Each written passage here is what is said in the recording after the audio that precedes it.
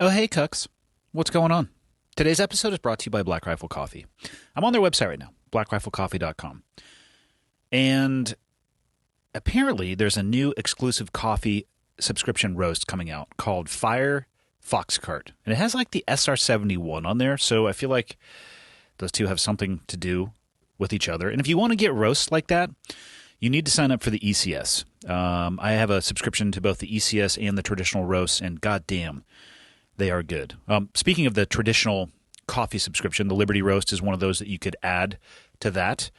Again, the Fire Fox card is up there. Still on that rotating banner is the boot campaign. Raise a can, raise $1 million. Obviously, that's that goal to raise $1 million for veterans. Click on the Learn More tab on that one. And then, of course, still this Bass Cat boat giveaway, which I don't get it. I don't know why people are into fishing or anything like that. But whatever. Whatever floats your boat. Right below that is all the roasts you can have delivered on any frequency that you want and any volume that you want. And then there's the new merchandise, the new, I was going to say apparel, but that's not the correct word. It's the new mugs, tumblers, all of those great things. Everything you could possibly want for a coffee aficionado. That's it. My guest today is Jared Taylor, also known as JT. Ties in very well to the ad read that I just did because he's one of the core employees of Black Rifle Coffee. I think he originally started working with Matt Best way back in the day, but before that he was in the Air Force as a tactical air control party specialist. We talk about that in the episode. Working with Matt on Matt's YouTube channel, which is fucking absolutely hilarious. At some point in time they met Evan, who was still contracting for the agency at that time period. He had his hands on a lot of things. Leadslingers Spirits, Article 15 clothing. He produced what he calls a major Hollywood film, Rage 15. I don't know if I would use those exact same terms, but whatevs. And yeah, has been working in business development with Black Rifle Coffee for quite some time. I'm going to warn you guys right now about this episode. I'm not sure we actually talked about anything that could be considered serious. It's just two dudes sitting around talking shit. Episode 292 with Jared Taylor. Enjoy. Okay, got the red smoke. Gun run, north and south, west of the smoke, west of the smoke. Okay, copy, west of the smoke. I'm looking at danger close now. Come on with it, baby, give it to me, I need it. You're cleared hot. Copy, cleared hot. Anybody who does a podcast without these Shure SM7Bs, it's like, what are you even doing? I have the new PreSonuses though, and they're the new Rhodes, the ones that are literally made to interface with that. So like, you got to stay up. This is 2 years ago. Why didn't you send me a link? Do you guys have that? cloud lifters here? What's that? So are you? SM7Bs are predominantly known for very low gain. So he has to freaking pump the gain through these things to What's get gain? That is your power to get good sound. Are you actually under the assumption that I have any level of technical savvy? We've established within the last 24 hours that my wheelhouse is actually UFOs. Yes, in the last 24 hours, you have become a certified, like throughout the United States, UFO scientist. But let's not limit it to the U.S. That's why I'm responding this way, is because I cannot know what you know a lot about. Because if I assume you don't, and then you're like, actually, so check out this ID card. So it's newer. They're new microphones. Yeah, Rode came out with them. Okay, and because that's the new Rodecaster Pro. Rodecaster. Yep. Yeah, and they're literally built for podcasting. Like, these are actually vocal mics. Yes, but the audio that comes out of them, I can tell blind podcasts that use these microphones versus other ones because it has a very distinct lower, like, bassy noise. It has a narrating like feel to it. Yeah, like we know what we're talking about, which is dangerous because we don't. For anybody that's listening, like I said, if you're in your car right now, I'm fucking sorry. Yeah, Michael, I should have checked. Are we even ready to go? Yeah, we've been going. Okay, just turn the AC off. No, but I'm pretty sure you did. You want to bet your job on it? Did you? No, I don't. Okay, cool. So I'll get a link to. I'm just going to pick your brain. I want to consistently kind of move it in the right direction. Whatever you want to do. Well, I'm just curious what stuff you guys use. You've been at this for longer than I have, yeah. And I'll be honest with you. When we did that leadership event in Texas, what fucking state? We were in Texas. We were in Dallas. Dallas. Okay. Yeah.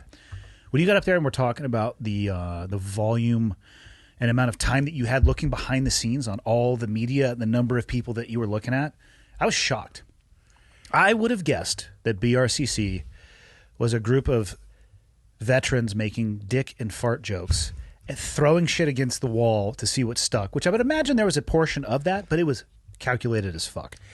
It was all of that. Yeah. With the calculation. So it was, I mean, if you when you come out, because we really want you to come out to do Time for Pie, because Time for Pie is just nothing but utter chaos. You don't even get to tell us who you are. It just goes straight into nonsense. I'm just a UFO expert trying to make his way through life. It'll be great. And and getting you in front of Caleb is going to be great because he's so excited. But when I show you like our master drive, like the where all of this began, because I have this 165 terabyte fucking archive. I feel like that's a lot. It gets up there. But I think I have a 1 terabyte flash drive that you can now fit in your pocket, though. And Dude, that's it's that a big little deal. ScanDisk thing with the little orange little corner. See that's actually a 2 terabyte. That's crazy. That used to be this big. Yeah. So when I take you back by year and so you look at 2013, 2014, the volume of things that we were putting out 2 videos a week, like, and everything was let's try this, shift this a little bit, shift this, try this, like, and one of the big keys to a lot of success back then was we identified early on that, you know, Facebook in that time frame was trying to grow exponentially, and they were what they were doing is they were trying to encroach on other people's space. Why? Hey, you can now send money through Facebook. They were trying to fucking weaken PayPal so they could buy PayPal. Hey, you can now do this on Facebook. They were going after sell things, Facebook Marketplace. Yeah, they buy Instagram. They immediately go over to stories. I mean, remember Instagram didn't have stories. Like, and it was because they wanted. I came to it late. I haven't been on social that long. You know far more about this than me. Side note, do you think that Zuckerberg could potentially be an alien? He acts a little odd sometimes. I mean, I'm going to say he's probably on the autism spectrum. A college kid in a like at one point living with like 5 other people.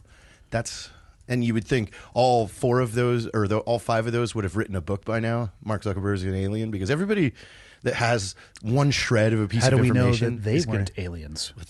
Now, I mean, you're the alien expert. I mean, think about it. Drop a whole fire team in, hide in plain sight. That's where they went to learn about us, and they learned in about 30 seconds that we can't control ourselves. So they created the first social media network. They're like, MySpace is fucking people up.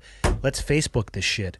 And now they have total and complete control over humans. They have every piece of data they could ever want that would assess our entire race. Yeah. I'm sure every 24 hours they delete it, though. I've been I've been to Facebook. How was that? I've been in Facebook's security, like all the panels of shit flashing and all that stuff? Oh no, you're talking like their physical security with all their like Facebook cops?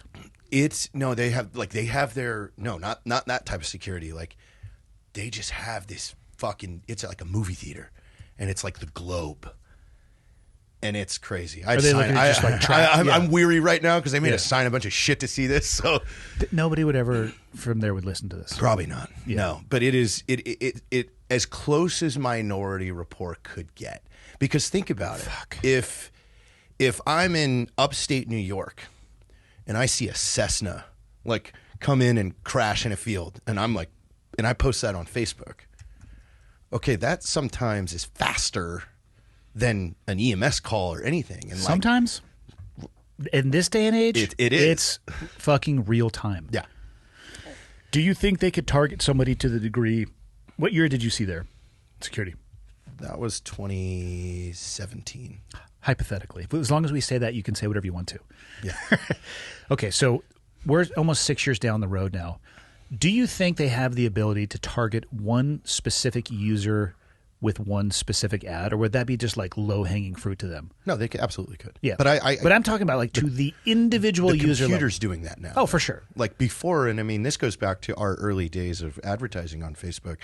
You know, Evan became the master fast. Once we really started kicking it into gear, he obsessed over Facebook advertising because what it did is, I'll back up a little bit because here's kind of how this all happened.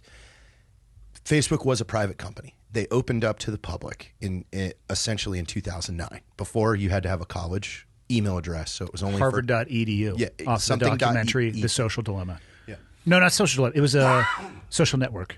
The Social Network. It was Harvard.edu address. That was the exclusivity idea, the origin story of Facebook. And then it opened to everybody with the edu, but that stayed locked until 2009. So before 2009, if you were just an idiot like me, you had to be on MySpace. And forums. Forums were king back then. I missed both of those. So Facebook opens up. In 2011, they create the software inside Facebook that allows you to create a page. Before that, you could only have a profile that's you as a person. Here's me, here's my photos, here's shit. Now you can create a page of whatever you want. You could be a celebrity, but you have a page that people can like. Business pages too, stuff like that? Business pages. Artist page. Facebook goes public in late 2012, and their stock just tanks. And they're kind of like looking around like, well, shit. All these businesses have been created using our platform. What do we do? And then their audible was, oh, we have to charge for reach, access, and advertising. And that's literally like, I was part of the move. You know, I had a Facebook page that I was managing that had 500,000 followers. And then the flip happened, and all of a sudden when you'd post something, it would go from, and I'm dead serious, I posted a picture of me on a first date and said, should I go on a second date? And in 10 minutes, 78,000 comments. Because this is in 2011, behavior's different, because if you follow a page, like you feel like if something pops up, you have to engage with it. Now and were all posts weighted equally? Like, was it a true meritocracy? So there was no out. Wow. So you post the 500,000 people that follow you, it immediately goes to the top of their feed. And then behavior, though, back then, because this is all new to us, we have to respond. Now we're trained to ignore and scroll on and be unless like, it outrages you. Lame. Yeah, and then you've got to jump in Yeah.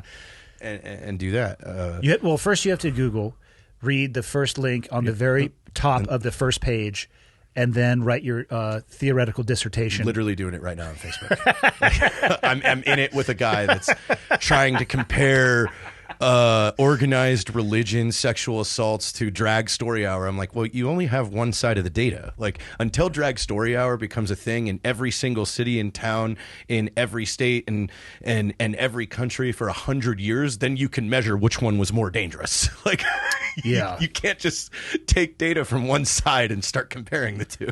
It's like when people were saying that COVID is safe for children because that's what the long-term studies had showed, the COVID vaccine. And I'm not an anti-vaxxer by any stretch. You and I, after our military service, probably have more fucking vaccines than most people walking the earth. But when they tell me that the long-term studies on the efficacy of the COVID vaccine for children really support that it's, the right thing to do, I don't understand how that's possible given that it has existed for 3 months. Yeah, you start to question A little bit. their wording. So it flipped. How did you notice that flip? It was instant. Engagement just dropped dropped off? Yeah, you posted something and really, and these aren't hard facts, but having looked at these numbers every single day for a long time, I can give you a really educated guess. Is what they did is they bumped it down to they would serve your post to about 6% of the audience. If the 6% engaged, like willfully engaged with the post, they would open that faucet up, and that faucet would continue to open as long as the people that they showed it liked it, or commented or shared it. So you would that faucet would open, or now you had the option to boost post, and for money, you could open that faucet manually without having your audience to engage with it. Well, the boosted post was first. So first, they locked you down. They gave you 6% of your following, free access to. Anything else you got to pay for, unless you're making really good viral shit. And it wasn't necessarily an advertisement. You were literally paying for more people to be able to see it. Okay. Yeah, at first, there was the advertising stuff wasn't there. And then it was born. And when the advertising stuff was born, it was awesome, because if you went into that back end, they had the Facebook University for Facebook advertising. There were hundreds of videos of their techs teaching you how to use their stuff, because this is before AI. Everything's AI now, like, and it's automatically happening. When did that switch occur? Best guess. Probably like 4 years ago. Fuck. 4 or 5 years ago. Skynet is right around the corner. Oh, we're fucked. We're so fucked. Like, because again, like, you and I know the people that we worked with in the military, and these are the people that are like, no, let's just try it. How about not? I was killing people based off their electronic device usage in 2005. And hold on, 2004, 2006, 2010. That was rudimentary. You know what I mean? If we were able to do that then, to get that level of data and be able to find, fix, and finish people anywhere in the world, God damn it. I hadn't even heard the term AI then. That was just people's behavior with the devices in their hand that were a fraction of the capability. Oh, yeah, you're talking about an Iraq Nokia. Yeah, just keep that SIM card in. Keep that sucker on, baby. and you know, we just hope none of this ever comes back to us. Yeah. Well, when the AI scans people that are anti. So before you came in, Michael, what was the article that you were reading? So it was Wikipedia. Well, that's a mistake. I've been known to put a few things on Wikipedia. There are a lot of things I'm seeing just around that are saying that Yeonmi Park's, the North Korean defector, her story has tons of inconsistencies. And I was just telling Andy, like, the conundrum becomes, how the fuck do you know what to believe? I don't know that woman at all. I'm going to say, you know what? I'm going to assume that as a human being, she is telling the truth. I'll give her the best graces. So, is there a world that we live in where she was put in that position to say those things by certain people? For sure. But when information starts coming out like this, how in the fuck do people separate the truth from everything else? Especially when we have, like, I have been messing around with ChatGPT for a few weeks. You can write a whole book. Yeah, you can tell it to write a whole One of the first, and I don't know what this says about me, one of the first prompts that I gave ChatGPT was to write me a 14-chapter novel about a gay vampire who sucked dick all the way through the I love the way that you're. I love what you use this power for, because it's exactly what I would do. It started spitting out chapters and, like, overviews of chapters, the title, the character name, and I'm just watching this thing. You know, the prompt bar is just coming across. I'm like, what? Where was this when I was in high school? Like, but, and you that was a little, like, you really have to look at it and be like, okay, that's probably not a human that was writing that, but this is ChatGPT 4. Let's give it 2 years. Yeah, I brought this up. How do we give musicians awards anymore? How do you know if that musician wrote the song that they wrote? Did you see not too long ago an AI-generated image won a photography contest? Oh, no, I didn't see that Yes. one. I was talking about the... Can you find that one, Michael? The art was contest. the song that a guy put out AI. He did an AI song by Drake and The Weeknd.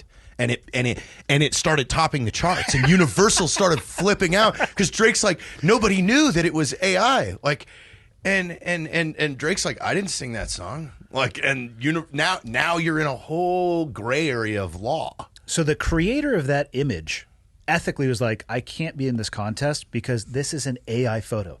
This, like, it won a photo contest. I don't really know why that would win a photo contest. Maybe they were, and I think that's like a much more degraded image. So I just started messing around with Midjourney on my way to Texas, and it's like Anything you can think of. Truly, and the prompts that you can put into that thing, photorealistic, cinematic shot, you can tell it, create an image based off this type of camera on this f-stop with this lens, and this is the photographer behind the lens. Make it, and it just is like, okay, Yeah, cool. like, give me 30 seconds. Yeah, you know, So this is the artwork that won an award a while ago. we're so fucked. So how do we protect artists? Do you have to have, like, it's like a forced watermark, or do you have to rely on people's ethics, which we know at this point in time we cannot? I will show you something I did the other day. I had a photo of our motorcycle rider, right? Like our pro dirt bike rider. And I just selected him and told the the computer to put him in a suit. So that's him in his uniform. There he is in a suit. So it's like, put him in a business suit. Well, and now that dude, I started fucking around with the beta versions of Photoshop, the generative fill, which that's what that was. Yeah, but if you leave generative fill blank, it pulls shit out of the image. You can take the busiest image. That picture I posted of Joe wearing the furry helmet, because he's going to do furries with Duncan Trussell in his 2000s episode. That's what they were messing around with. So all that shit had showed up. There was like boxes and stuff, and one of the security guards was standing there, and I just generative filled all that stuff out. Wow. From one side of me is completely blown away that we can do that stuff. And the other side is, how do you actually protect artists? I mean, I think just like anything, they're going to have to reinvent themselves. I mean, from a step of film from to somebody who does like brush artwork. Yeah. That might be a little tough. But you know that there will eventually it'll drive a market to it because it's so rare. Like what this will, I mean, this is kind of like look at it in the video world. Like TikTok kind of put a damper on the shit that it took me 25 years to learn. And now there's an app and you can just do that. That was something that I would have to spend 3 days with an Andrew Kramer tutorial running on a separate computer because, back then you needed there wasn't enough horsepower to multitask. Yeah. So like I'm watching a step-by-step tutorial on how to make lightning, come out of my hands, and it takes 3 days to do it. Now that's just a button you click. No, it's a filter. Yeah. Yeah. So it's like no, it's insane. Yeah, you can just scroll through a lot of these platforms. I just got some Insta360 cameras for the motorcycle stuff that we're getting ready to do. And YouTube is fascinating. I watched a YouTube video this morning about a way to download a YouTube video that violates YouTube's policies. YouTube. I'm fucking here for it, right? I was like, yes, because that's actually what I needed to do. It was my own content, but I was like, fuck, I erased the master file because I don't have 175 terabytes. But you can find anything there, even ways to violate the policies of the platform. But I'm looking at this Insta360 footage the other day, and it's like, oh, well, do you like these effects? Do you like this spin? Do you like the electric? It's just, we'll just click here and then drag it to where you want it. Do you want the AI to actually edit a video for you? You don't even have to look at your footage. Hit this button. It'll give you 7 different versions. And you can pick which one you like best. Or all of them. Yeah. Or none of them. Or you can say, do it again. Regenerate. No, YouTube to me, it's funny you say that because I brought this up a couple of months ago. I'm just like, YouTube is so exciting for me because still because I consume probably 2 to 3 hours of something on YouTube a day. It's always playing. Yeah. Because I'm consistent on Sunny VO. Have you ever seen that channel? No. He does documentaries on pretty much how people like influencers or celebrities have completely fucked their own lives up. Let's see this shit, Michael. Sunny VO is yeah.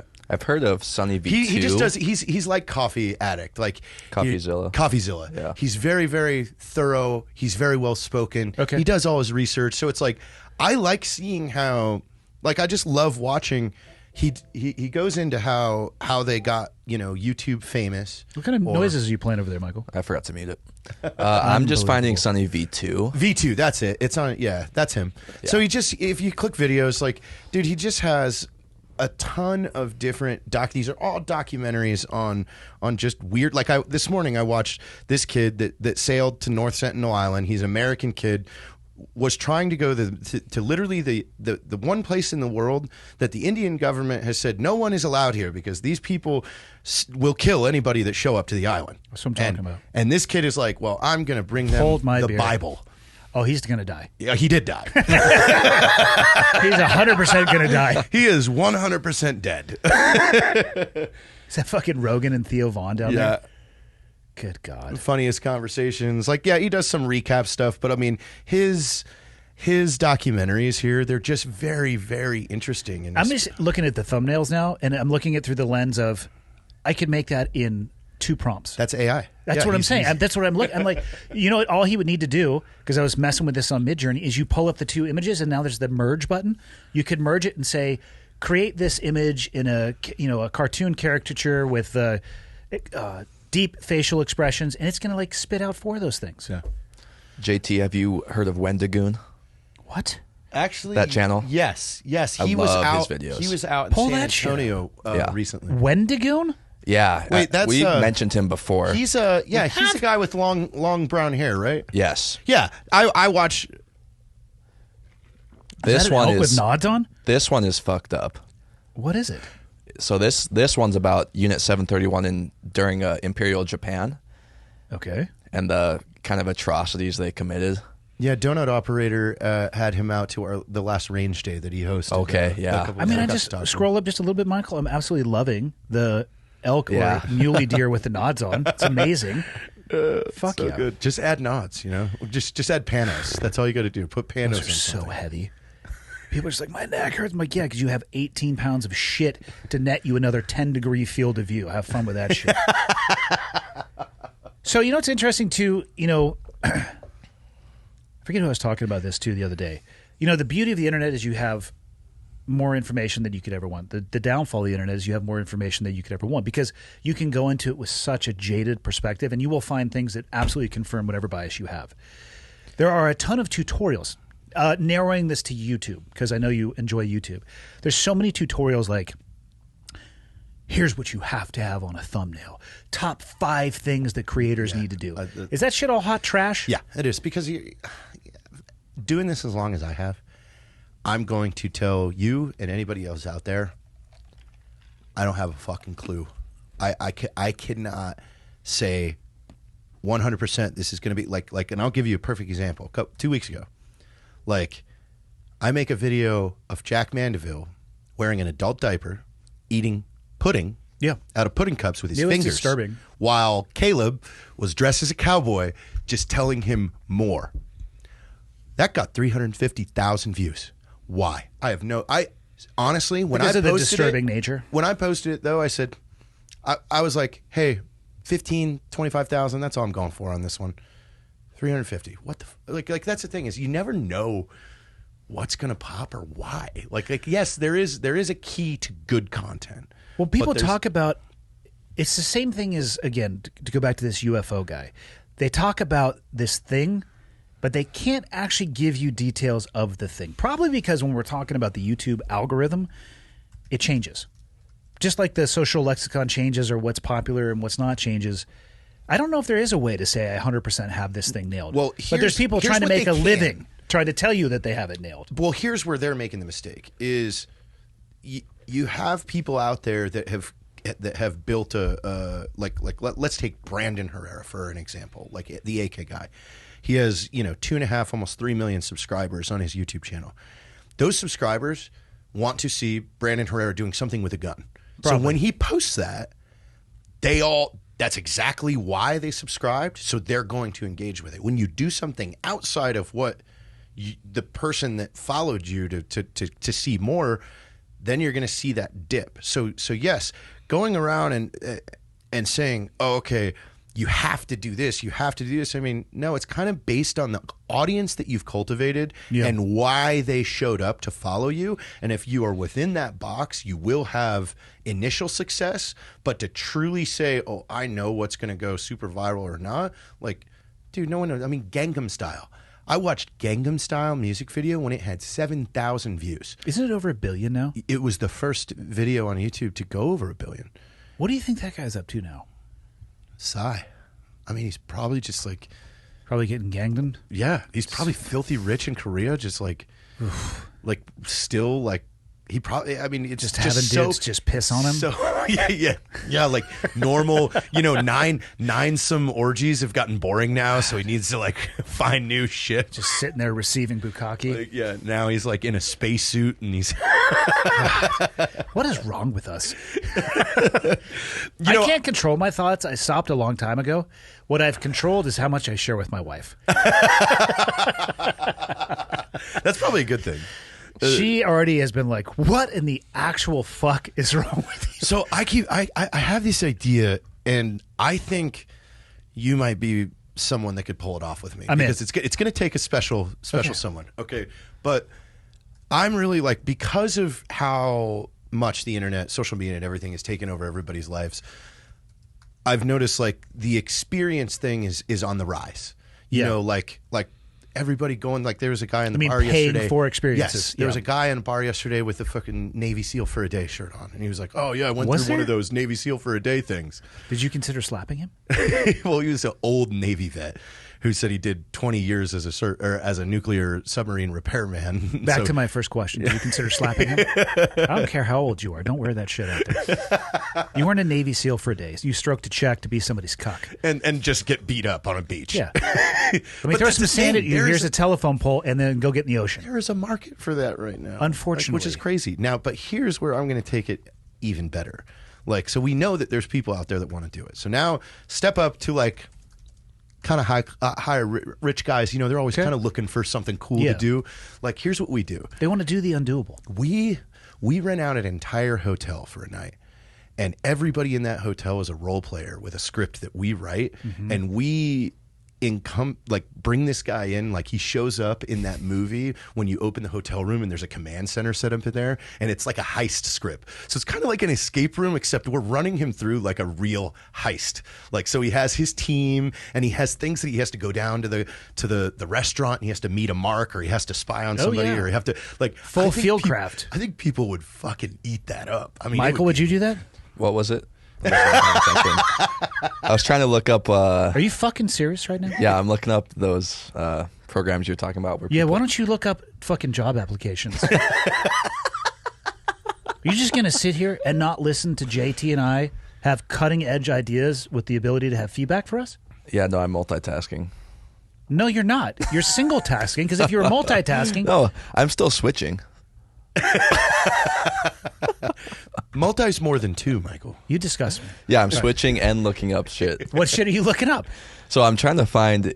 You guys were talking about the where people pay to basically get shit on for Yeah. a weekend. Oh, dude, there's hundreds of them. It's so fun. I Here's watch the thing. Instagram I would give videos. you some names of those programs, but I don't want people to go to Yeah, them. yeah. So I don't want to actually say it. Yeah, but you know what it is. I mean, it's You could Google SEAL experience. And it's like you yeah, can- but that's social media. Like it's a way for someone that didn't go, whether it's someone who didn't serve, whether it's asthma or whatever the But hell is it it is. actually gonna scratch that itch? I don't think it does. I think it's a better indication that people are so devoid of physical experiences that mean anything in life that's where they're landing on.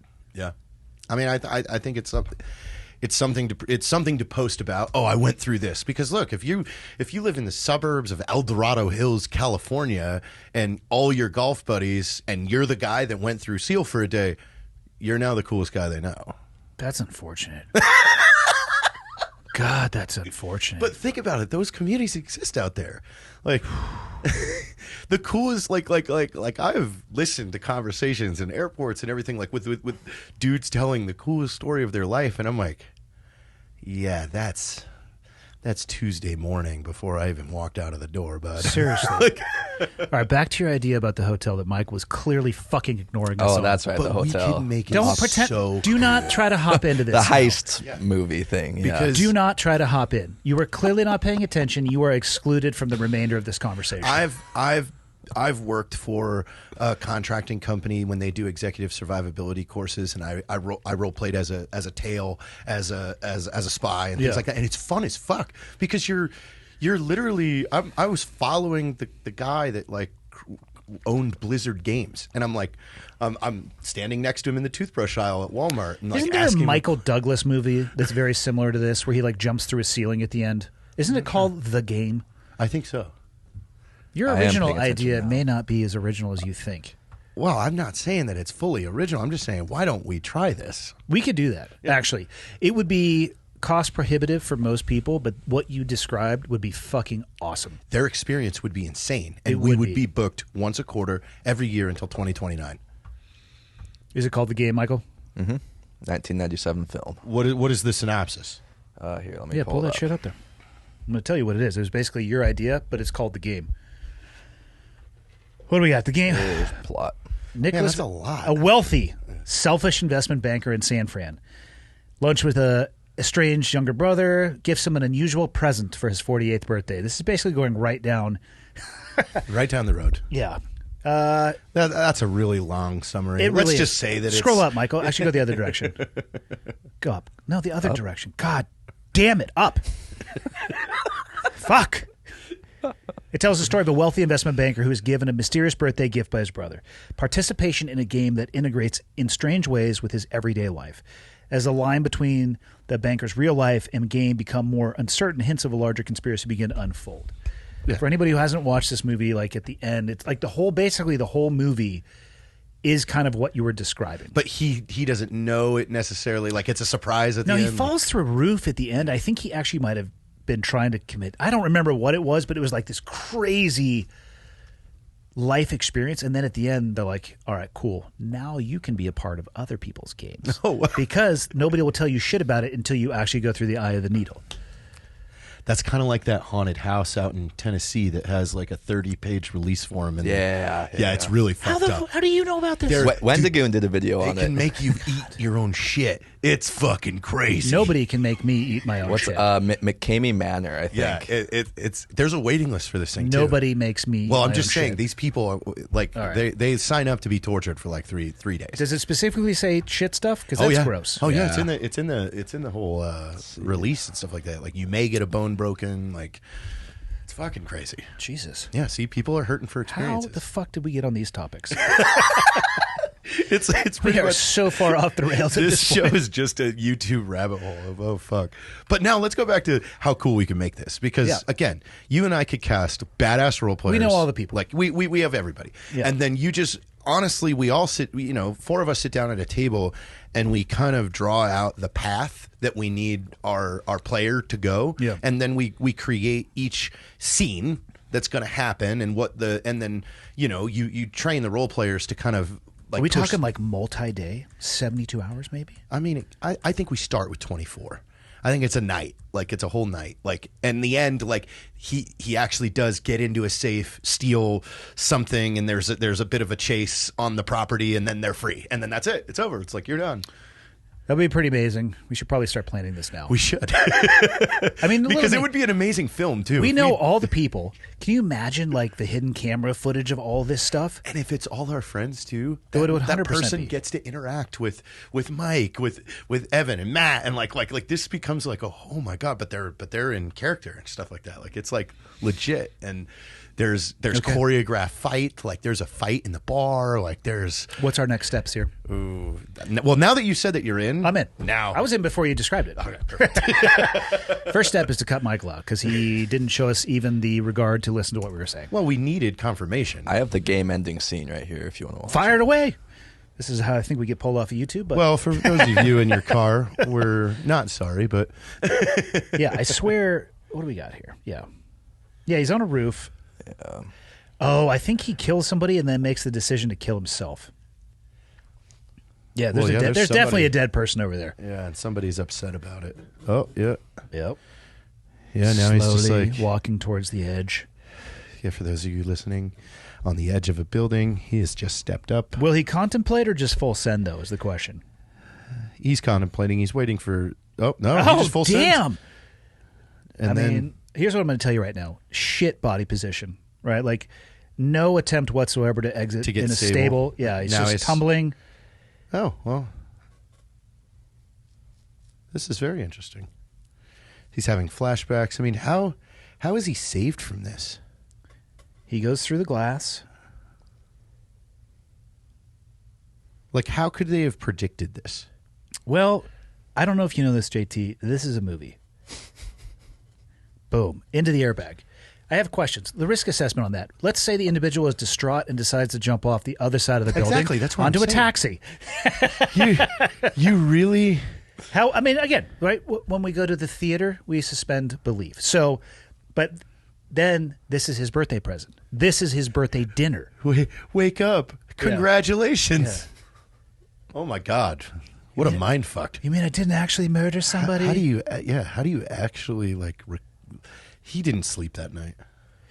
He probably slept well because, it's a movie, right? So we don't actually have to worry about the emotional impact on this person. The concept goes right into what you're talking about, though.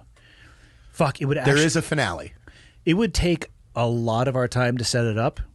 There's going to be a lot of zeros associated with that. We're going to need to make a friend that has a hotel that was willing to close for a day. I've already got that handled. Okay.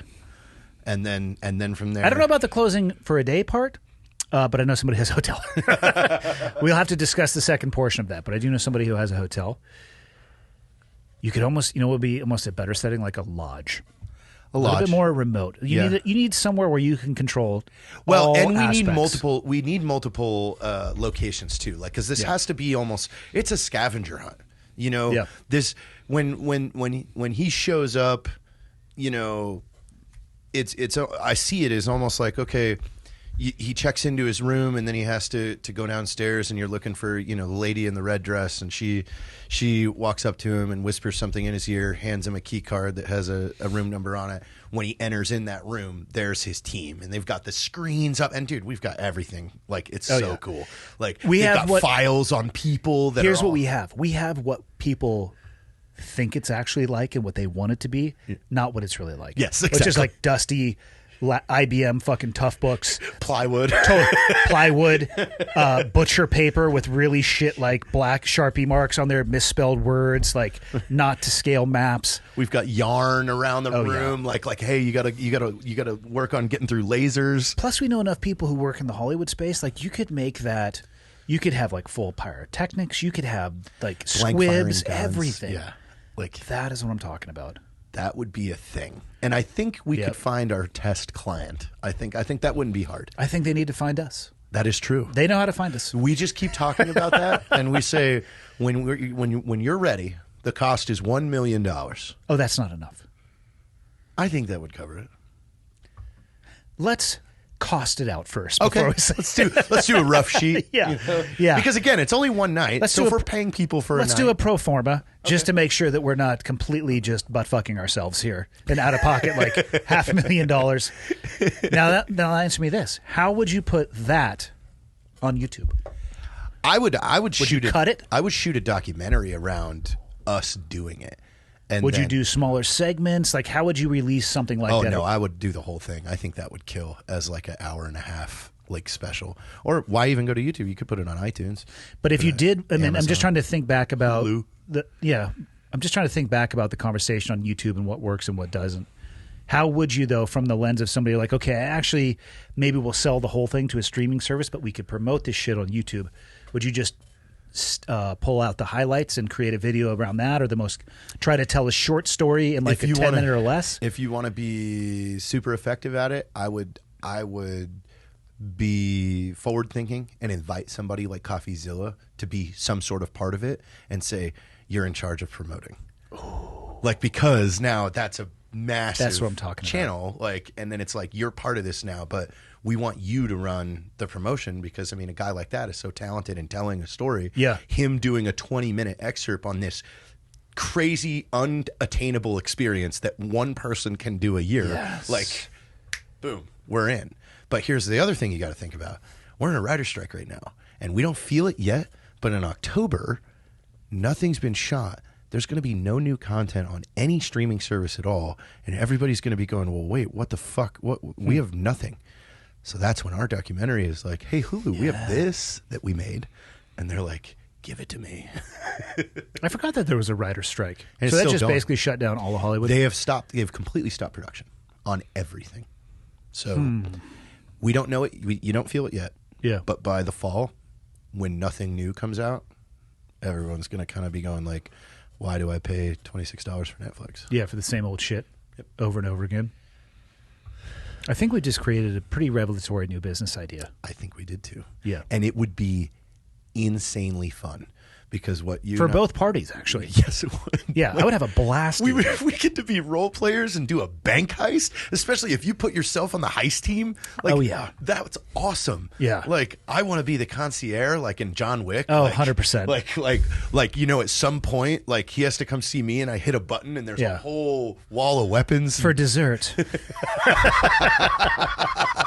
See, now he's in. Now he's sold. Fuck him. I was It sold just a long sucks it time doesn't ago. work here Here's anymore. his role, right? Here's the role I envision for you, Michael. Very Lay it on tight, leather clad.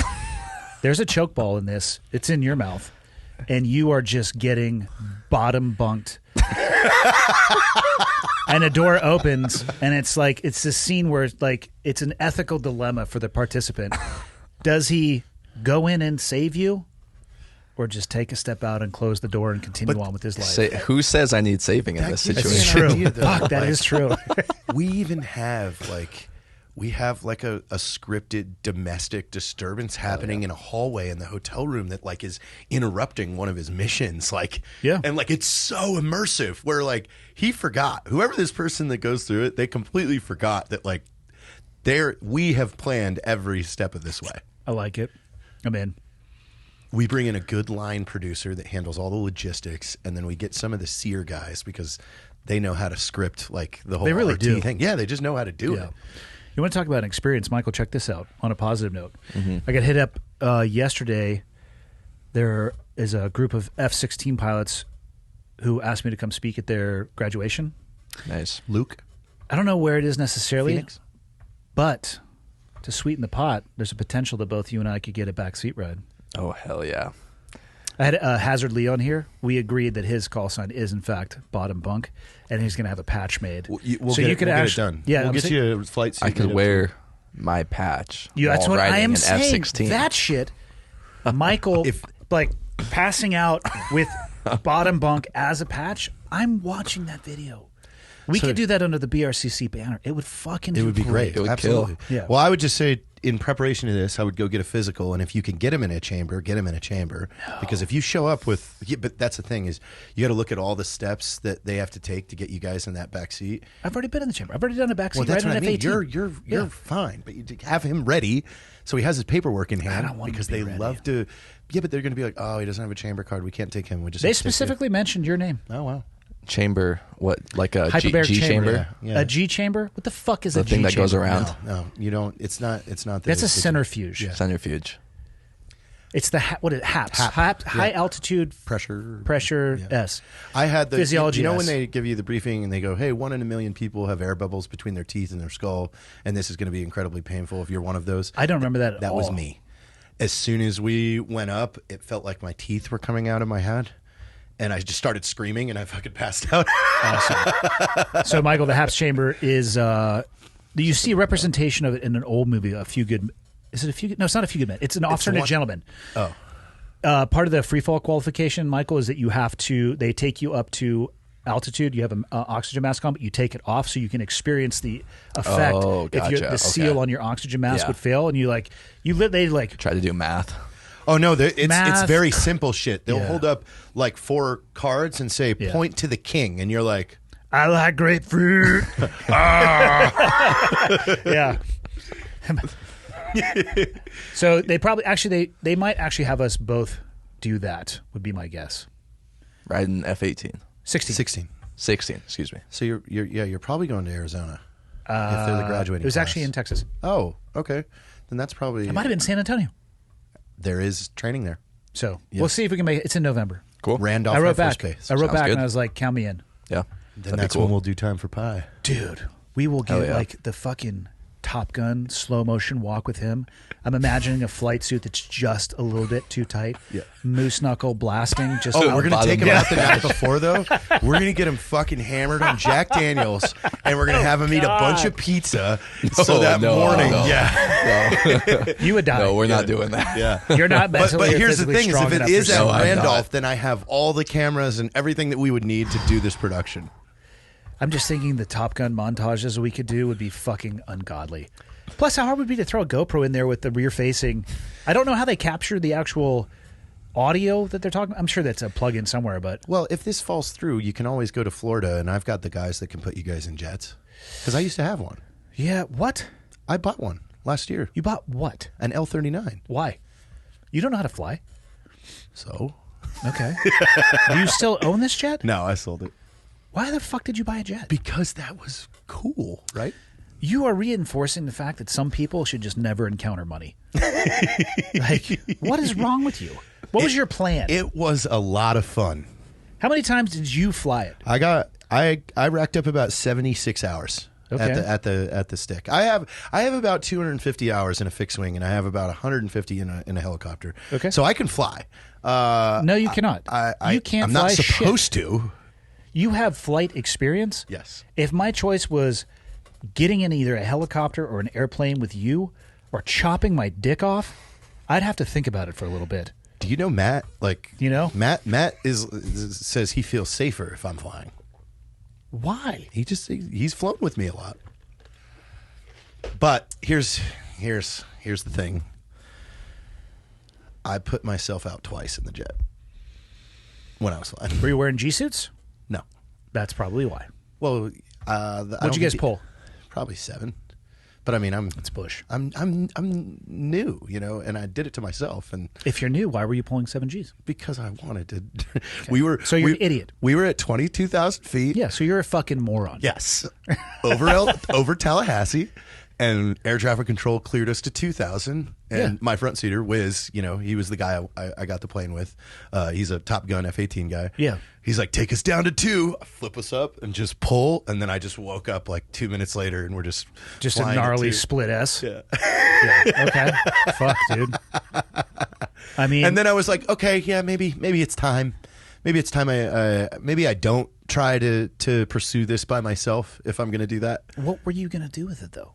I had a blast. Yeah, I but just- what were you going to do with it? Like, what's the point of having that jet?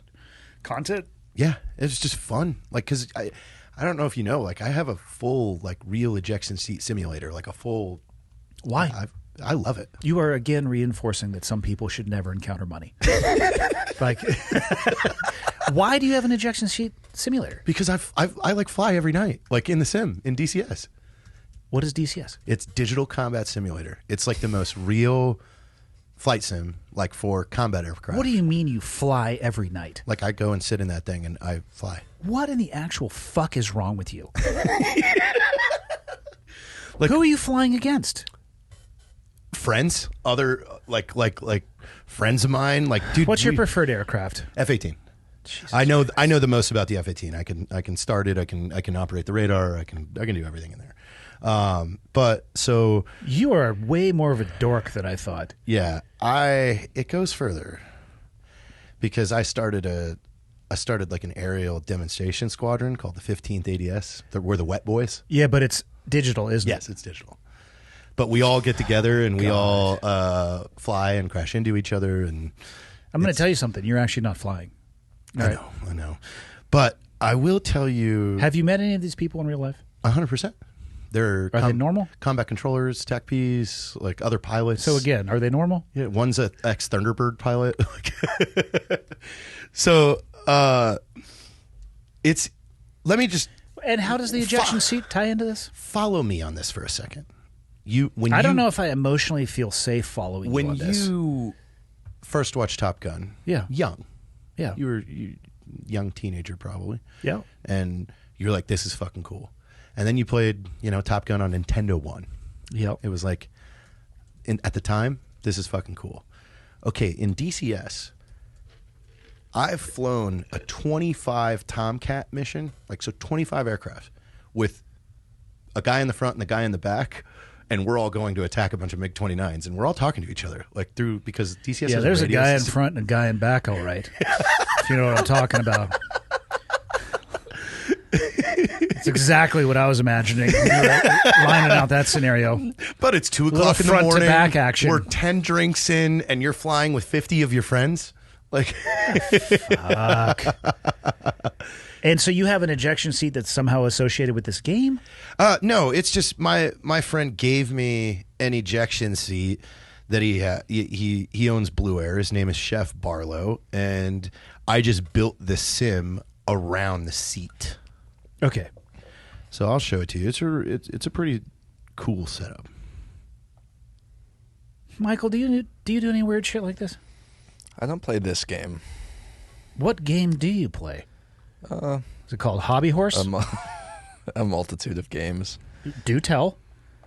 I play a lot of Elden Ring. It's a recent What did you say? Elden Ring. It's a. What's your username? I don't really have a. What do you just call single yourself? player. It's just Michael. I don't believe you. I'm not. You lying probably to have you. some weird elven. Bottom bunk. No, that's not going to work in an elven type game. You would have to you would have to put that into an elven translator. Jesus. I don't know what to say about this. So it has a head tracker too. So like This is your- yeah, that's my setup. So like It'll follow your head, so you can look around, just like you're in. Do you there. wear a helmet? No, it's just a headset. Oh, I bet it is. Something sitting there right in front of your lips, just out of reach, but you're salivating for it. God damn it. Well, there's another layer too. And this is where this kid, well, number one, DCS is fun as shit. I just like doing it. During COVID, started doing it more because nobody was doing anything. And that's where I met everybody and we started all flying together and stuff like that. And when I started kind of researching the community, there is an E Thunderbirds and an E Blue Angels. None of these guys have ever flown real aircraft from what I could find, but they take this shit super serious. So that's why I created the Wet Boys. And I approached somebody that worked for Eagle Dynamics that made the game and had him build like really nice paint schemes for the Wet Boys. So like we had our own jets in the game. Do you think that they were doing like online? These are my jets. Like so then I called my friend at Squadron Posters and I said, "Hey, will you release a poster of the Wet Boys?" And I ordered patches for our thing, and I sent them to every fighter pilot I knew and told them to take pictures in their jet of it. And we started posting all these up of like, oh, fighter pilots know that the Wet Boys are the best E demo squadron. And it started pissing. So I was stealing valor. Fuck yeah. And Electronic stolen valor. Then I started claiming that we've won 14 worldwide E Demo Squadron awards, and they like one of their members was like, "Where are these fucking awards? We've never even heard of awards for E Demos." Like they were getting so mad, and we got into one E air show because they have E air shows. No, they don't. Yes, they do. No, they don't. Who watches them? How do you watch? It's on Twitch. So like, and they have announcers and everything. Fuck right so off. They announce us. You're telling me they have a virtual announcer? Some dude sitting in his fucking grandmother's basement, like probably wearing a scuba mask and jerking off into a shit-filled dive sock, like announcing this? Yes. I mean, and you even have like, there's somebody that pilots the Blue Angels Fat Boy, or is that what it's called? The Hercules? And they do that. That's boring as shit. You're just flying a C-130 around an airfield. Like, at least with us, we're in F-18s. Do you think they have tryouts for their online Blue Angels? 100%. It is so. Some of those guys have been there for like 13 years, and like they're literally their email signatures are like Jet 1 E Thunderbird. So these guys have never been laid in their entire life. Doubtful. So we get to our first air show. E-air show. Yeah, let's make sure we put E on and they announce us, and we take off, and we split in two groups. And the announcer's like, "Okay, yeah, we're gonna see," and we just run right into each other and fucking explode. And then two of our guys come in with guns hot, and they're like, "There's no guns at the air show." And then we were banned. Oh my god! Oh my! So God. we were then banished from E-air shows forever. No Wet Boys. The virtual Blue Angels are a group of enthusiastic hobbyists who use PC flight simulation software to replicate the precision aerobatics of the United States Flight Demonstration Squadron. This is my patch. It's an F-18 on fire because that's us. Michael, scroll down. Do you have any headshots of the people that are in this squadron? Let's I don't know. see what we... Let me see if I can recruiting. find Oh something. my God. Oops. What is in the recruiting tab? Let's see. Recruiting. 2023 applications are currently closed. Motherfucker. Wow. Applications are closed. Sorry. If your dream was to be a virtual During Blue the Angel. application time period, the applicant will attend team practices and get a feel for the motivated atmosphere and high level of commitment that drive our team. We look for strong flying skills, but above all, we desire positive attitude, strong commitment, and a willingness to learn. Be prepared for hard work and have fun. Are you fucking kidding Does me. Virtual Thunderbirds have a website? Ooh, I don't know. Let me- Oh my. Dude, I'm telling you, they take this shit very serious. And I was stealing their valor. And it Fake was pissing stolen them valor. off. I like it. Yeah. And I mean, I got banned from any e-air show forever. Well, I do want people to live their life however they want, and for whoever does it, oh my fucking God. No, Okay, so I know think who that is. This is. Let me unmute it here. That's Mover. He's an actual F-16 pilot. April, the Spectre Series box set is only $1. That's 4 Prism Drillers and F-16. Oh, maybe this isn't the video I was thinking it Oh, was. Virtual Thunderbirds, yeah. But he's not on them. Virtual demonstration God, I hope not. Sponsored by Thrustmaster and actually Thrustmaster. That's some front to back action too. That's a great call sign. they'll fly with them as number 4, which Oh, he did fly with him. flying and DCS isn't always the best, but it was a lot of fun. Michael, And I cannot take any more of this shit. this video was What? Skip to I'll the take meat. it away. Yeah, where's is there any where's the flying? trick? Skip to the good shit. Oh, here we are. Oh, There here it we is. go. Here we Like, go. there they are. Oh yeah, little 15 years. The team. Out of position, all over the place. Sponsored by Thrustmaster. They sure like Thrustmaster. I gotta say the Warthog is definitely the best setup Oh, okay. currently. Pretty cool. What do you guys do in real life? Oh, what do you guys do in real life? Nothing. They shove mashed potatoes down their ass crack. Like, nothing is the answer to that. Yeah. And then they probably lick their fingers. Fuck. We just went down a weird DCS rabbit hole. I don't even know where we started anymore.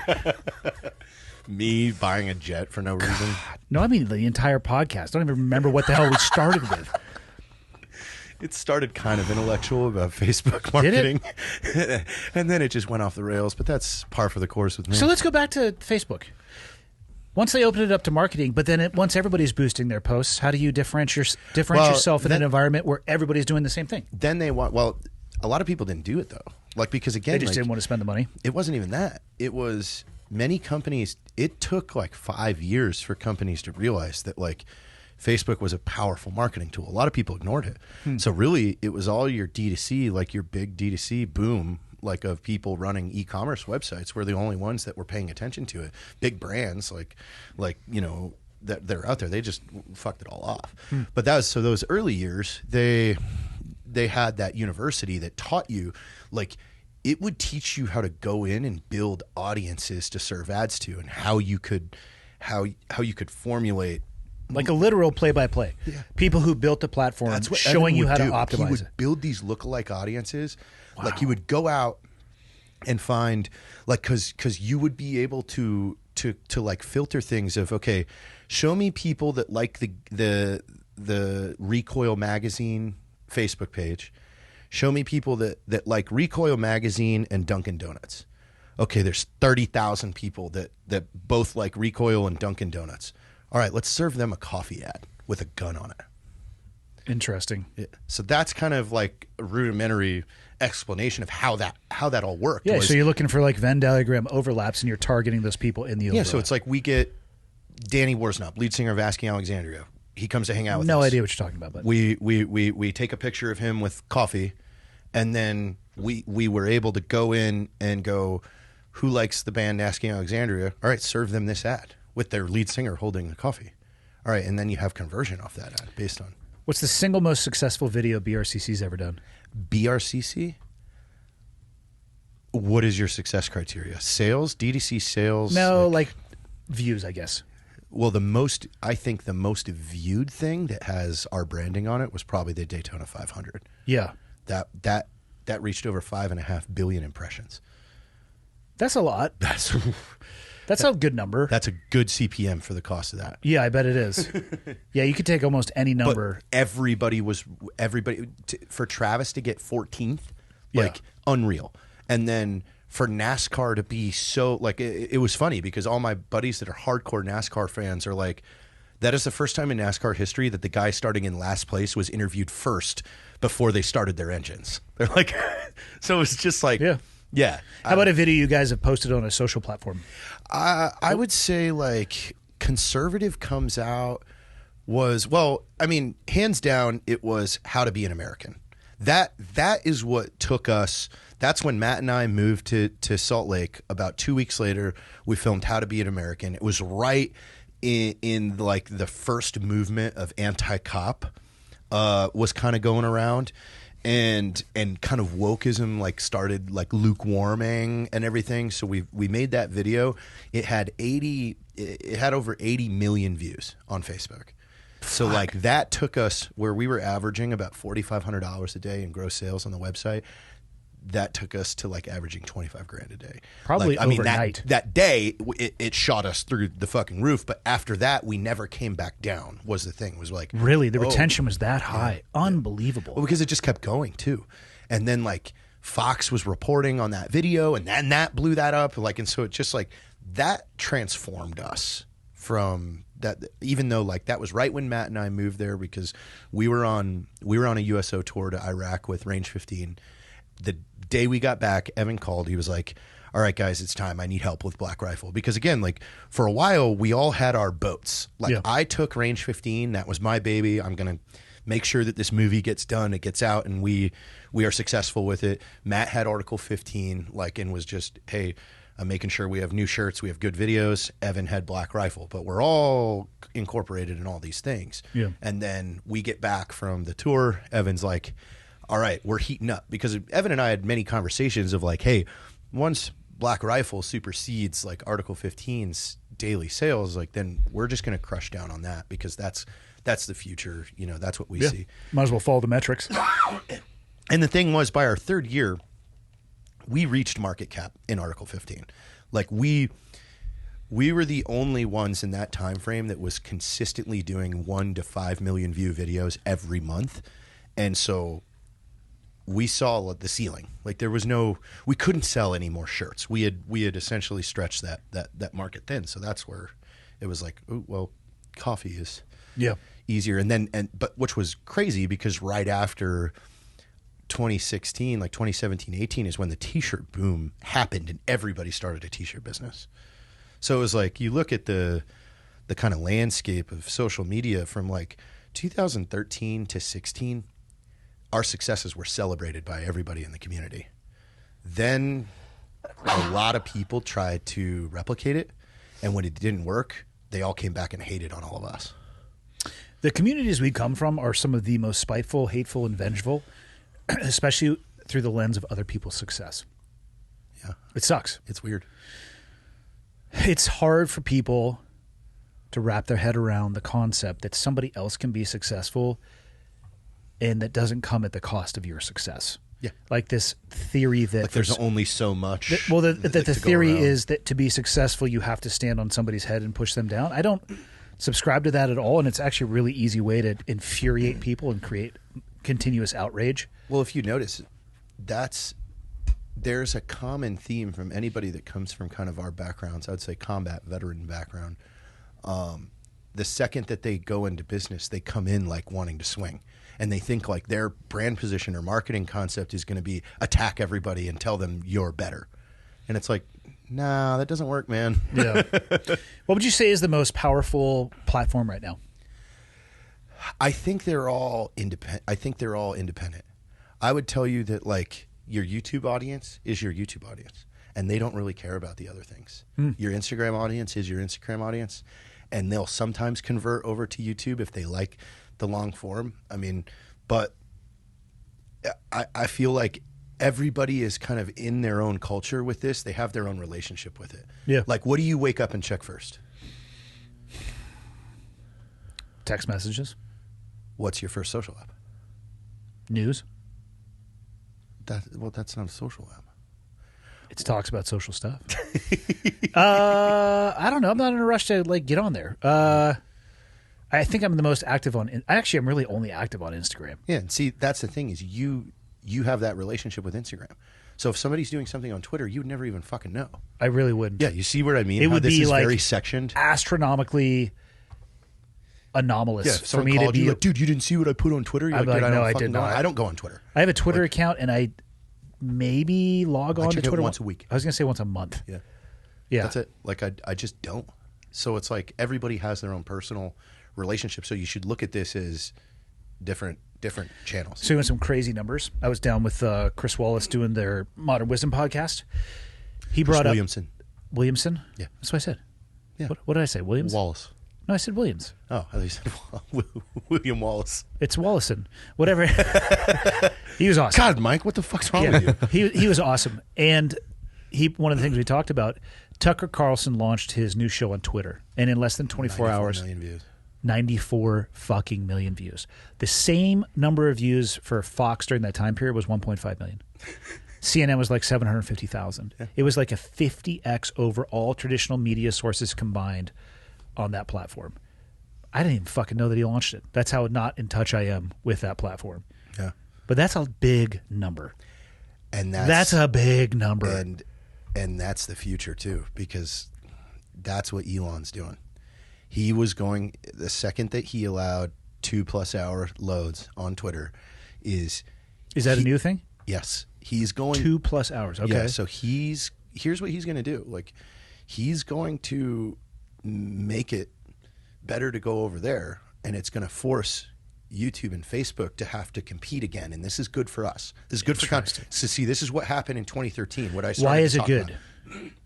Because in 2013, when I was talking about Facebook was like starting to encroach over on PayPal and starting to fucking steal, they were going against YouTube, and it was right around when Google was trying to launch their Google Plus Play or Plus, their Facebook, and it fucking tanked. And that's why anybody that talks about, I'm launching a new social media app, I'm like, the largest company in the internet company in the world that has unlimited resources and control over everything about search you algorithm couldn't do it. You're not going to do it. Yeah. So when Facebook was going against YouTube, they were giving incentives to load video on Facebook. And that's when Matt and I shifted. Our entire focus to Facebook loads was in early 2014, because Facebook was giving you more access to people. They were rewarding the content creator. Yes. And so that's what's going to happen in the next year. So Twitter, do you think he's going to want that uploading podcast episode type stuff, like long form content? What is he looking for? Or it's just another repository where you could if you wanted to? No, if you think about it, you can upload a podcast on Twitter right now and you don't have to worry about it getting deleted. Okay, that's a little bit more that's more enticing for you than using YouTube right now. Because at the end of the day, if we start going off on certain subjects that we know, we're already so fucking yanked off of YouTube already. I literally talked about watching a YouTube video healthy. Yeah, I talked about a YouTube video that violated YouTube video policy that I used today. They're probably like, "Fuck this dude." Your YouTube is extremely healthy. What do you mean? Like your numbers are great. They are? Yes. Be proud of them. I don't track them. You should be proud of them. It's mostly Michael. Well, they're good, Michael, aren't they? Just joking, Definitely, most fucker. definitely. You don't do shit on YouTube. You don't even listen to our conversations. No, I do. Really? While also looking things up. Occasionally I miss a word or two. All right, so now I got to look at putting shit up on Twitter. Because again, you're not missing out though. If you start thinking about it like that, you're not robbing a view from YouTube if it's on Twitter. Yeah. You're serving it to another group of people that just have that channel. I wasn't even aware that they had allowed that. Mm-hmm. Is Elon Musk an alien? Maybe. Or he knows them. I feel like he sees a lot of shit in space. He's got a lot of stuff up there. Yeah. He's looking in that direction a lot. He launches shit out there. Well, I mean, why? We haven't really seen, what's going on with the James Webb. Come on, man. $10 billion on a telescope. Show us some shit. That is interesting. Why don't we have a live feed of that? It's just kind of, it's very weird. The thing, because we're too busy fucking talking about. How dope would it be if a fucking alien head creeped over the side, looking into. Okay. That was our first contact. Yeah. God. The alien thing is, if you want to really get, I'm going to give you a really good channel that you will get addicted to. Okay. It's called Cool Worlds. Cool Worlds. Normal spelling on both? Okay. Yes. Phenomenal guy, David. He's an astrophysicist at Columbia University, I believe. Are you familiar with this channel too, Michael? No, this is a new one, actually. I was going to say, damn, he's generally on top of shit. Which is surprising because I would be interested in this. Yeah. Space, astronomy, exoplanets, astroengineering, and the search for Yeah, David extraterrestrial Kipping, life. Professor David Kipping. Okay. He is amazing at go to videos. He is amazing at explaining, like, and breaking this stuff down. Like some of his That's an AI generated image. The second one, the third one, dude. The one. God damn it! Now I can't stop seeing how far ahead these fuckers are of me And using they've been AI doing it. for all this. Oh, that's funny. How does ChatGPT do it on a college level astrophysics exam? Probably That's great. pretty good. But go down to some of his older stuff. He explains, like, there are some really good ones that I recommend you seeing, like how big how big is our Okay. universe, or like when he explains the whole time theory and things like that about, when you really start unpacking the size feature of, like, we don't even know how big we are. That's what I'm saying. Mathematically, I think it's improbable that we're alone. Also, I'm not scared. Like, I would welcome alien life. Yeah, if they're already same. here, they could have fucked us up a long time ago. How big is the universe? That's a great one. So Okay. I just recommend that because he's so good. He's a super fucking smart, but he's good at breaking it down to where I'll just ask ChatGPT to give me a summary of the video. Yeah, that's great. But like we don't even know how big we are in the grand scheme of things. We could be just tiny. Like in Men in Black, where we're just actually on a Yeah, marble we're that's just- being spun around by other people. It's just Unbelievable. some weird. What's with the skateboard you brought? That's my gift to you. It doesn't have any wheels. Yeah, because it's a. I didn't think you were going to use it. This is a wall hanger. Oh, okay. I don't know shit about skateboards. What do we got here? All right, so there's a couple stories to this, and one is in the TACP world. A lot of my peers and buddies and stuff always joke with me that I'm the second most famous JTAC. Who's the first? You, I am? yeah, you just got better numbers, I guess. I guess. So Cleared Hot obviously is a podcast close to our hearts. Yep. And coming It's my on favorite radio Cleared call. Hot. This is Danny Sanchez, one of my best friends. I'm wearing his hat right now. Little Eagles and Angels? Yep. Tom's and this so was awesome. this was the last uniform his mom had, so we were able to create. I think she got like 15 hats out of this. You're speaking about this man as if he died. He What happened? did. God 2010. Damn it. They were assaulting, and one of the ANA caught him alone and zipped him up. Insider? Yeah. But before he left on that trip, he left his skateboard in my garage because we go skateboarding all the time. And this is his actual signature that was on his grip tape, which I still have his skateboard hanging in my bar. So we're pushing that out through Snake Farm in about a week. And Snake Farm is your company, correct? I'm bought into it. Like I it had was- no idea that you did skateboard decks. Oh, Because wow. we may or may not have been talking about Yes. some cool decks. We really want to do this for you because we've got the ends on all the skateboard stuff. Yeah. Well, go ahead and do them. Let me know what you need from me. I've got designs to show you Yeah, today. we're talking Cleared Hot skateboards. Oh, they're people. cool as fuck too because Seth kicked it out of the park. But his mom has a foundation. He's from El Paso, Texas. His mom's a school teacher there, so she has a foundation that just gives scholarships to kids from the school that he graduated high school from. That's awesome. So yeah, we'll be pushing these out. But that is dope. that was his Darkwing Duck shirt, the last shirt he wore that we went skating in. It's like I love this. It's pretty iconic, man. I mean, that's pretty badass to be remembered in that way on something that be used for an activity that he obviously really enjoyed. Yeah. That's dope. Combat controller. Michael, don't ever touch not this. TAC-P, combat controller. What's the difference between the two? So combat controllers are all soft. Yeah, So that's special tactics. Okay. Same pipeline as PJs, correct? They split No, at some point. no, it's very different. Like they go through air traffic control school. But don't they go through the initial pipeline, CCT and PJ, and then they split? Everybody goes through A&S. Like combat controllers and PJs go through the assessment and selection. Yep. Then they Split. go out. Yeah. Because PJ's got to get PJs are some medical. I was going to say they got to get some med training. Yeah.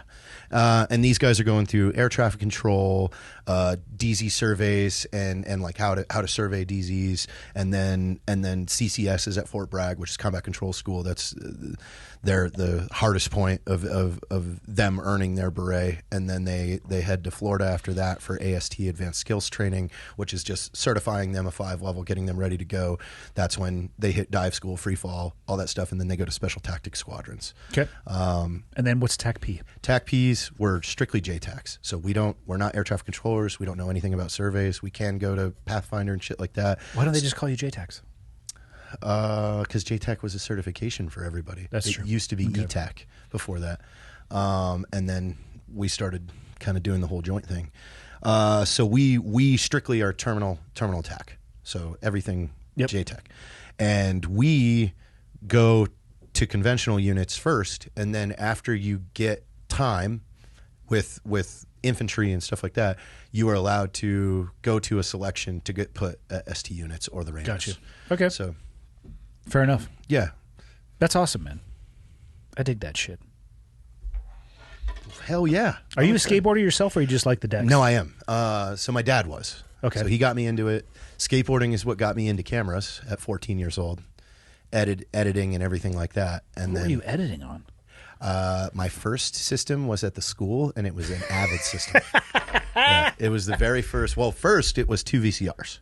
Yeah. So you would run your cables in, and you would pause, hit record, play, pause, hit record, play, and then we had a system at the school that would allow you to run an audio cable, so you could put music to it at a certain level. So you'd go back and run the music track again, and then in '99 is when they got the Avid system. 99 2000, and then that's when the first reboot of the iMac came out, the big bubble, brightly colored things. So by 2000, we were working in the first version of iMovie, but you had to have capture cards for all this. By the way, like we were Capture cards. Yeah, we were recording on camcorders on tapes. Yep. And then you would come in and run your AV cables into a capture device into the computer, and you would have to real time watch all your footage as you were digitizing it. Young people right now are listening to this like, this is the dumbest workflow process known to man. Like, what the fuck was wrong with you guys? I have got a tub the size of this desk full of tapes. I have bet. thousands. God. I bet. Because I actually have the YouTube channel Cleared Hot Productions. Do you? Go to it. Cleared Hot Productions? Yeah. YouTube? How long have you had that? Since 2009. Oh, that was long before I got in the game. And it's got, like I produced like the schoolhouse overview video, like, because there's no recruiting materials for us. Like the Air Force doesn't know fucking anything about us because we live on Army bases. How is that possible? Because we live on Army bases. How do they get people into the pipeline? It was back when I came through, you were recruited in basic. A guy came in and was like, hey, do you want to do this? Gave you the pitch? Yeah. I'm not finding it. Cleared Hot Productions? On YouTube?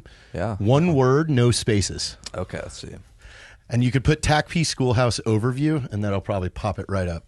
And there's also the rocket jump fail. Oh, here it is. That was The my rocket final. jump fail. Yeah. We might have to check that out. I really do want to show him rocket jump fail because that was my so yeah. If you go to videos and then so the gift when I was leaving the schoolhouse that they gave me is they said you can have the students for a day to shoot a video. I was like, great, this is what I'm doing.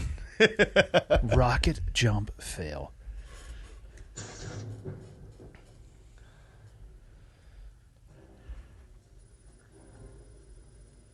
Take your seats. Did you direct all this? Yeah. Gentlemen, just got word from Aberdeen Proving Grounds that the Department of Defense has approved a new Extreme Combat Multiplier, ECM. Invented by Freddie W., you are about to learn the rocket jump. Johnson, lights. I want you to look at my poster that I make them do on the wall. Bombing self good, or bombing self bad, bombing enemy good, right there.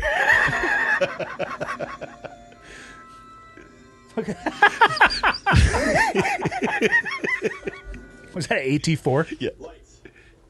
All right, gentlemen, you have 5 minutes to get out to the field and start practicing this maneuver. Go.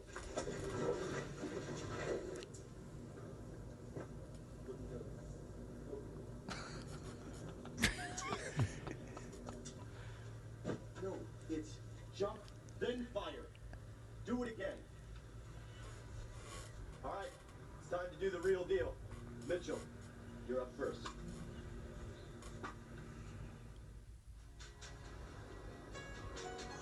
Every single person in this frame would be dead.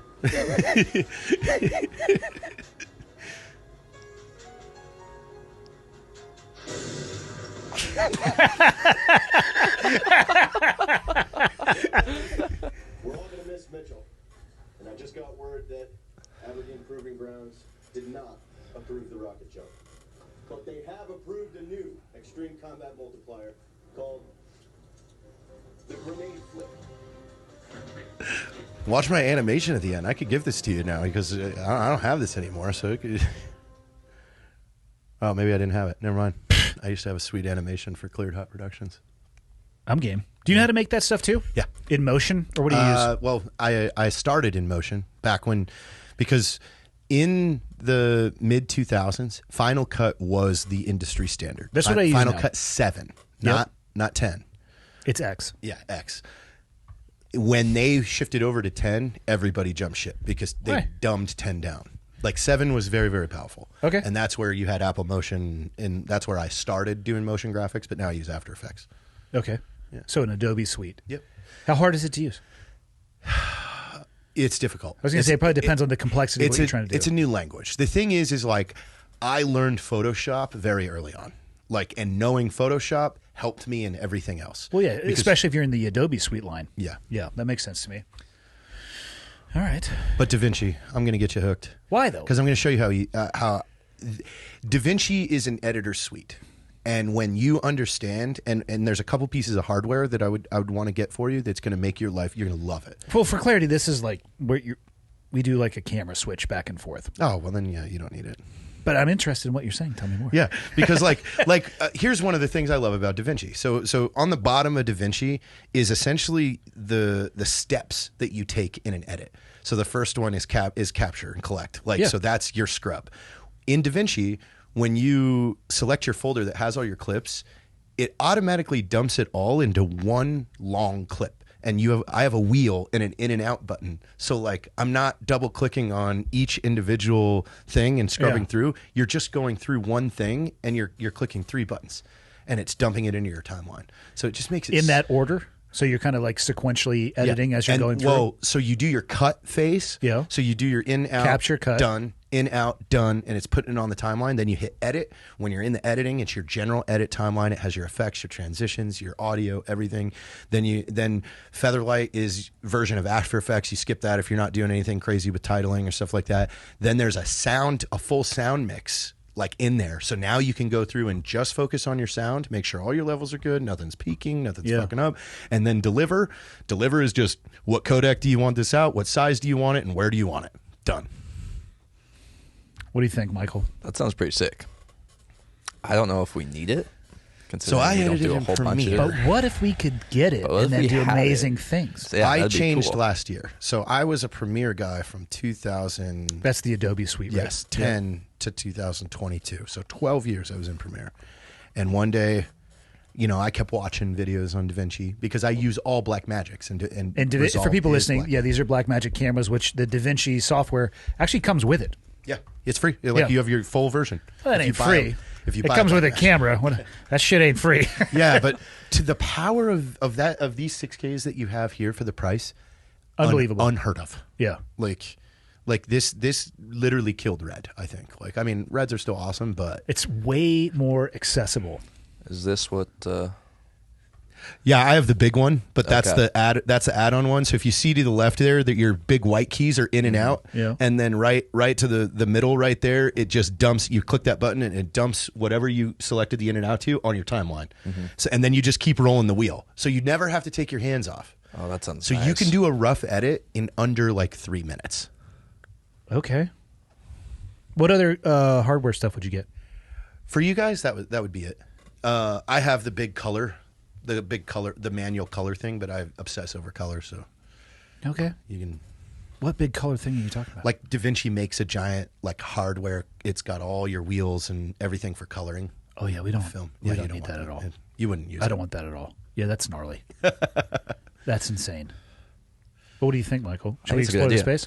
I think, and also we could do a whole bunch more content, just cutting stuff up into smaller bits and putting it out everywhere, and just I think it's be a really good idea. Well, I already found an AI to do that. Since you don't, Well, I've and offered. anytime you want to just ship him out to me for like 2 days, I have my whole studio. I can just Yeah. sit him down in the seat and go, "This is how you use this hardware." That'd be awesome. Yes, you can do all that on YouTube, but will it be faster if I'm like, "Oh no, this here." you ready for a road in trip? person is far superior. You ready for a road trip? I am. Okay. You got to take your own Lunch money, though. I'll get you a ticket, but you have to get your own lunch money. Deal. All right. What the fuck else do you want to talk about? I can't wait to put you in our hot seat for Time for Pie. Like, be careful what you ask me. hey, we don't really ask anything. That one is just like no current events, no social issues. It is just comedy. It's like, what comedy movie would you make if you could make one? Like, and will you just start going? Probably the gay vampire. See, that's really fucking funny. The only blood he can suck is out of a dick, though. But why is the dick bleeding? I don't know. I'm fashioning this off of what I assume Michael does in his off time. Did you get anything out of GTP? Like, do you have the chapters? Yeah. We should print them.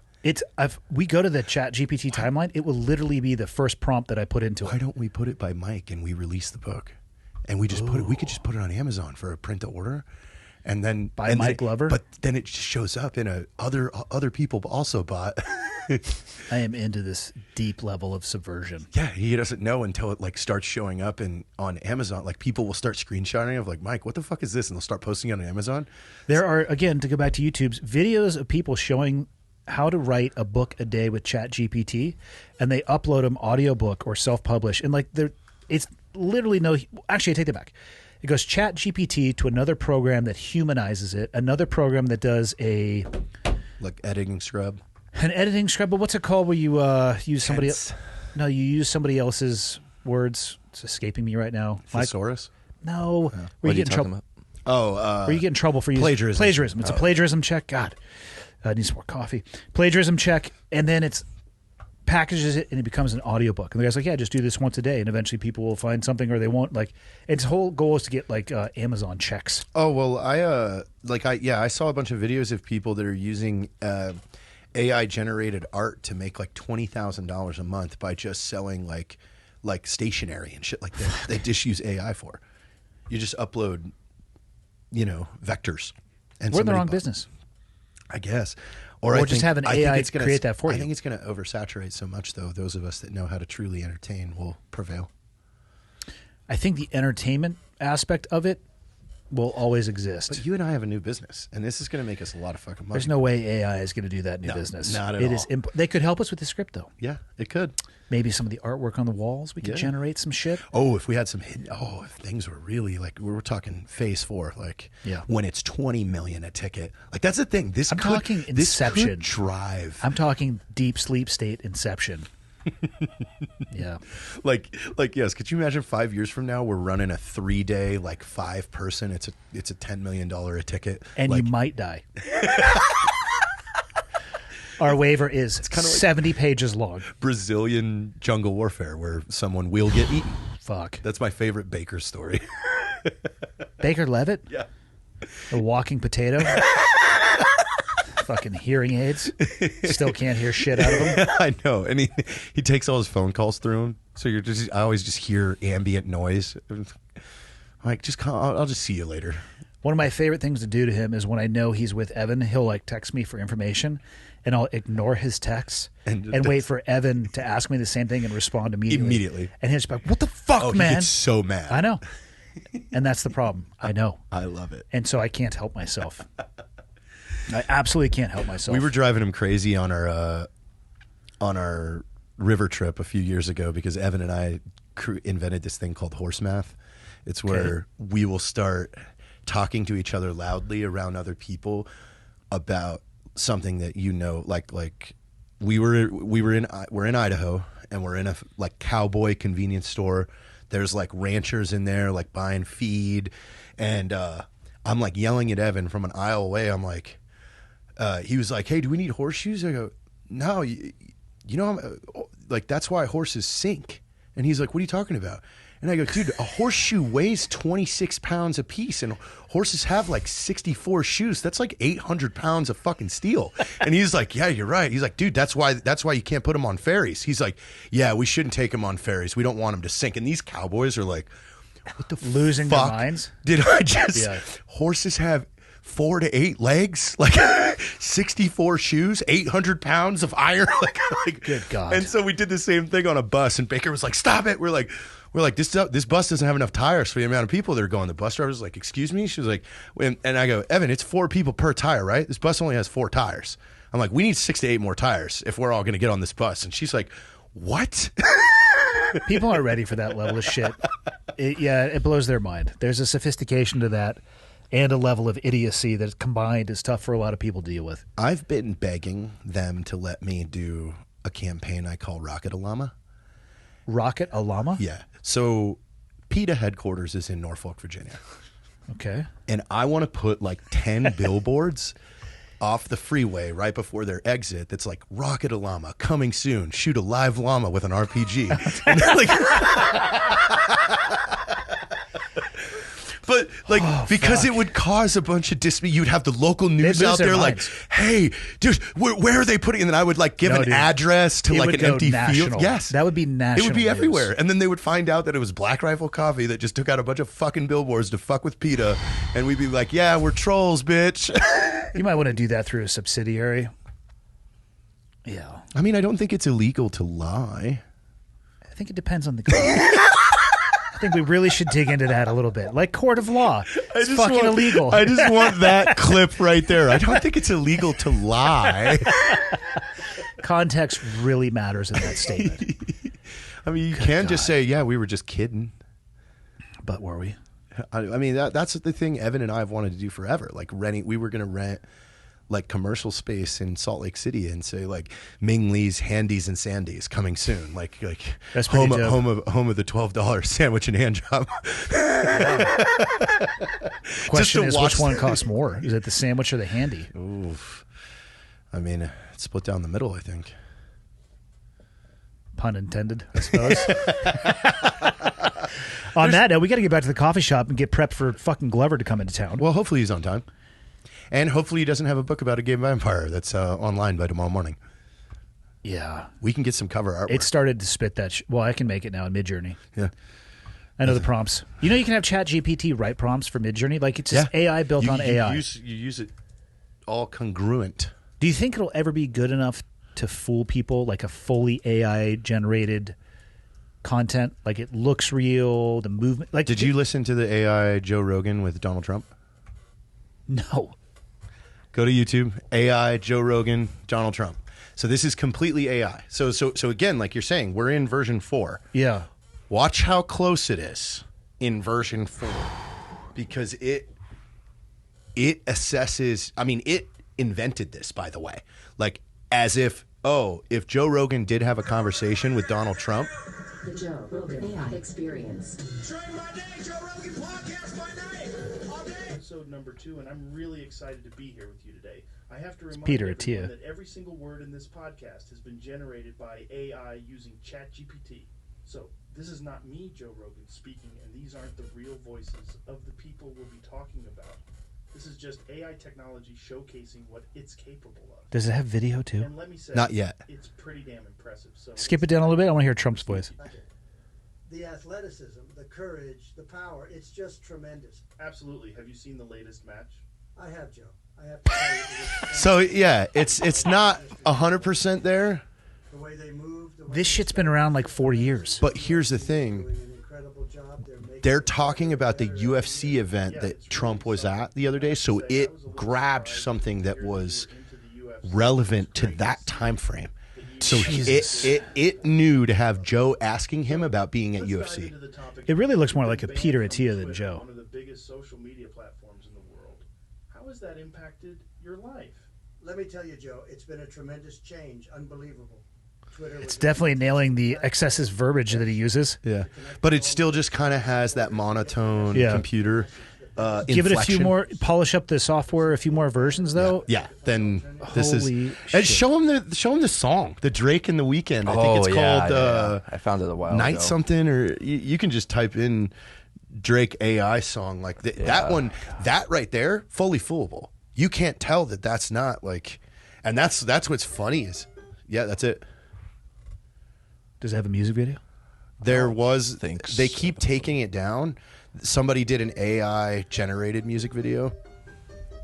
So AI built the beat. Sounds like a real song. Holy shit.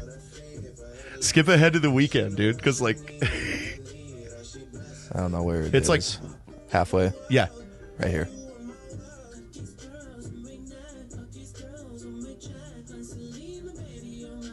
How are people supposed to know the difference? That's what has everybody on fire right now in the music world, is because this song shot up to like 26 million plays on Spotify before Universal had it ripped down. And people are like, this new song's a This banger. shit's scaring the shit out of me. Yeah, we're dead. There are a few spots where you can kind of tell it like skips a little bit, but for the most part, it's pretty. How many pretty million It downloads? was like 26 million. And I on mean, that's how Spotify. the cart gets so far out in front of the horse that it'll. And it's the same thing about AIs generating fake news stories, depending on which direction it wants to be weaponized. Like the volume, the tsunami of information could be so much more than people could tolerate or handle. It goes back to the article you read, Mike. Like, I don't know where you go to separate truth from fiction. A view is going to be considered currency, like a real view in a few years. Because like you're saying, Yeah. everybody, like here's what happened. Well, then what about the AIs that create bots just to artificially inflate the views? Oh, that's dangerous too. This is going to get weird.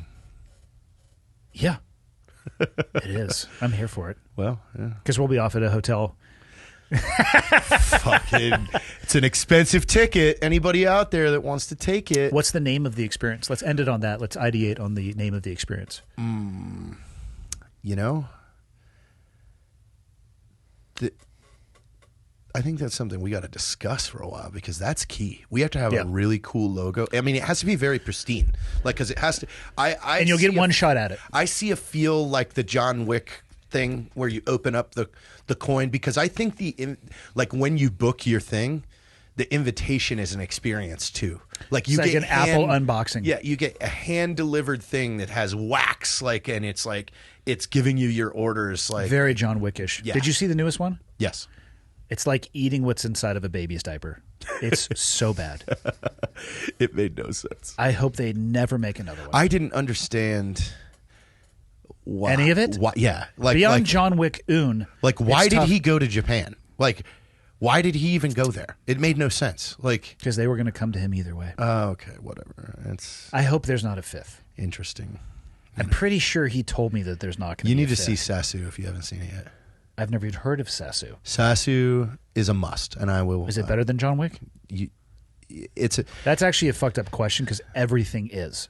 Sasu is about a Finnish general that like went on a giant Russian murdering spree during World War I, and he was so incredibly dangerous and crazy, and he killed like hundreds. Oh, is this if the not movie with the Germans?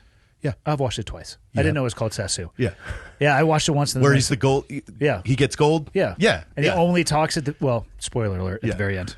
Sisu. Yeah. Sisu. Yeah, Sisu. That's Yeah. what you said, Sasu. Yeah, I was visualizing the logo all right. in my head. Yeah, I watched it, and then my middle son Tyler came home and was like, "Oh, we got that. I want to watch it." I'm like, "Let's watch it again." Oh, let's watch it again. I would say it would over the top and grotesque violence. Yeah, I mean But you're plane, killing the plane Nazis. scene. It's awesome. Yeah, but you're not climbing out again. Spoiler alert: you're not climbing out of that bog. No, you are a fucking waffle stomped pancake at the end of that. So, And later this weekend, I'll tell you about my fiction concept I have called Fatherless, which involves that. okay, And it's really. I'm in. What do you want to close it out on? You're going to come back out here a bunch anyway, so we can do Absolutely. many of these episodes. I love it. No, this is my Super Bowl. Okay, Cleared hot was my number one goal forever. really? Yeah. That's dumb. You should aim higher. Hey, I love this. All right. You get to close out. Closing thoughts by JT. No, this has been. I'm excited for us to get hopping on our experience thing here, because I just think And I think it's the future. skateboard project. What? The skateboard's coming out. Yeah, snakefarm.co is our website, and Why not.com? I don't think they had it. I think the Snake Farm had it, which is a farm out in San Antonio that has a bunch of snakes. So Makes yeah. sense. Or no. It's snakefarmco.com.